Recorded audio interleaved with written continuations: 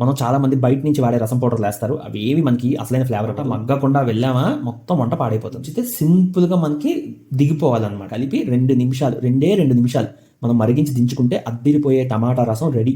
Hi అండి, ఈ వీడియోలో నేను మీకు ఆథెంటిక్ ఆంధ్ర స్టైల్ రసం ఎలా చేయాలో చూపిస్తాను. టమాటా రసం చిన్నప్పుడు 30 ఏళ్ల క్రితం మా అమ్మమ్మ చేసేదండి ఇలాంటి రసం.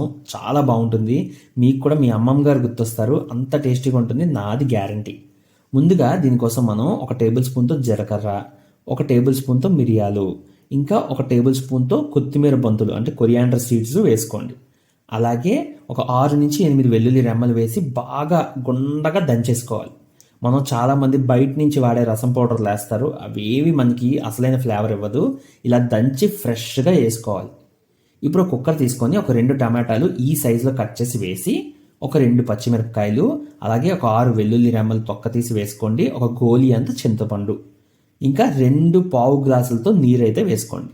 పావు గ్లాస్ అన్నం పెడతాం కదా, అదే గ్లాస్తో 2 గ్లాసులు నీరు వేసుకొని కుక్కర్ మూత పెట్టేసి 2 విజిల్స్ వచ్చేదాకా టమాటాని బాగా ఉడకనివ్వాలి. మనం కుక్కర్ లేకపోతే మామూలు గిన్నె అయితే 10 నుంచి 15 నిమిషాల పాటు టమాటాను మూత పెట్టి మగ్గనివ్వండి. మగ్గిన తర్వాతే నెక్స్ట్ స్టెప్కి మాత్రం వెళ్ళాలి. టమాటా మగ్గకుండా వెళ్ళామా మొత్తం వంట పాడైపోతుంది.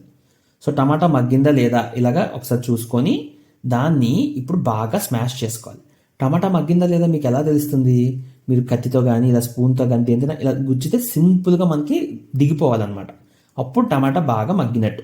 ఇప్పుడు దీన్ని వీడియోలో చూపిస్తున్నట్టు స్మాషర్తో కానీ లేదా ఏదైనా గరిటతో కానీ బాగా ముద్దగా పేస్ట్ చేసుకోవాలి.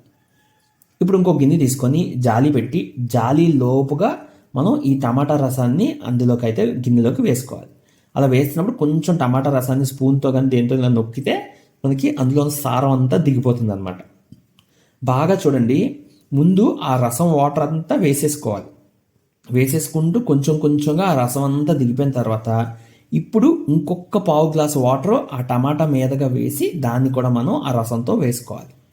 చెప్పాను కదా, వాటర్ అన్నది నీరు మనం వేరియస్ లెవెల్స్లో యాడ్ చేసుకోవాలి, ఒకేసారి యాడ్ చేయం. సో ఇక్కడ దాకా మనం 3 గ్లాసుల వాటర్ అయితే వేసాం, ఓకేనా. ఇప్పుడు దీనిలోకి 1 టేబుల్ స్పూన్తో ఉప్పు, పావు టేబుల్ స్పూన్ పసుపు, అలాగే 1/2 టేబుల్ స్పూన్ కారం వేసుకొని లో ఫ్లేమ్ మీద మగ్గనివ్వండి. మనం దీన్ని బాగా ఉడికించుకోవాలండి నీరుని. చాలామంది ఓపిక లేక ఏదో అలా చేసేస్తారు. అలా చేస్తే మీకు అసలు రసంలో ఉన్న దమ్మే తెలియదు అనమాట. దీన్ని బాగా కలిపేసుకొని మనం బాగా కొత్తలాడుతూ మనకి మరిగేలాగా ఉడికించుకోవాలి. ఫ్రెండ్స్, ఛానల్ కొత్తగా చూస్తున్న వాళ్ళు అయితే ఒక్క లైక్ అయితే కొట్టండి. మీకు రసం వీడియో మాత్రం చాలా బాగుంటుంది. మీ లైక్ కొడితే నాకు చాలా సపోర్ట్గా అనిపిస్తుంది. ఇప్పుడు వీడియోలో చూస్తున్నట్టు అలా ఉడుకుతుంది కదా, ఇలా ఉడికేదాకా మీరు ఓపికగా వెయిట్ చేయండి.